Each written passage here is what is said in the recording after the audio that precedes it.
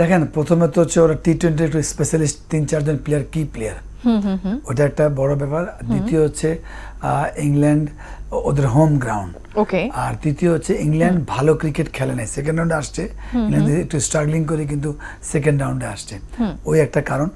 আর তারপরে পার্টিকুলার ডেতে টি-20তে বলা টাফ, কারণ 12 বলে 6 বলে খেলা পুরো চেঞ্জ হয়ে যায়, এটা হচ্ছে বড় কারণ। তার মধ্যে তাদের যেহেতু আপনি যখন আজকে উইকেটও ট্রু থাকবে, ইংল্যান্ডের স্ট্রাইক রেট ভালো, বাট ওয়েস্ট ইন্ডিজ একটু বেশি, যদি আপনি ওদের 2-1টা প্লেয়ারের নাম বলি, তো ওই একটা জায়গায় আমার কাছে এই জন্য ওয়েস্ট ইন্ডিজকে আমি এগিয়ে রাখছি।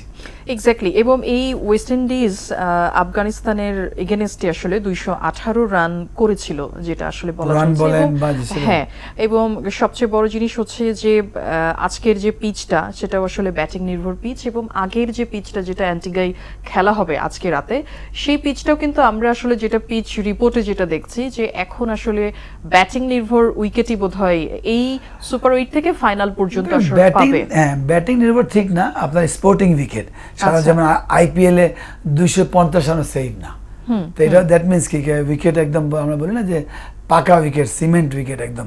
তার মানে সবাই যেটা প্রথমে টসে জিতে ফিল্ডিং করার সিদ্ধান্ত নিত, আজকে থেকে বোধহয় দেখবো যে সবাই ব্যাটিং করার সিদ্ধান্ত নিত। এটা হতে পারে কিন্তু প্রতিটা টিমই কিন্তু আমি ফিল করি পার্সোনালি আমার স্ট্রেংথটা কোথায়, আমি চেজিং এ কমফোর্টেবল, আমি ওই টিমেরটা দেখবো না। বা অনেক স্পেশালি টি-20 বা রাতের খেলাতে কিন্তু কেউ টচ একটা ভ্যারি করে না, বাট এই ওয়ার্ল্ড কাপে কিন্তু টচ অনেক ভ্যারি করেছে। তো ওই একটা যখন স্পোর্টিং উইকেট থাকে বা ঠিক উইকেট থাকে, তখন চাই মানুষ স্পেশালি প্রেশার ম্যাচে প্রথম ব্যাটিং করে ফেলি, কারণ তখন কোনো টার্গেট থাকে না, প্রেশার থাকে না।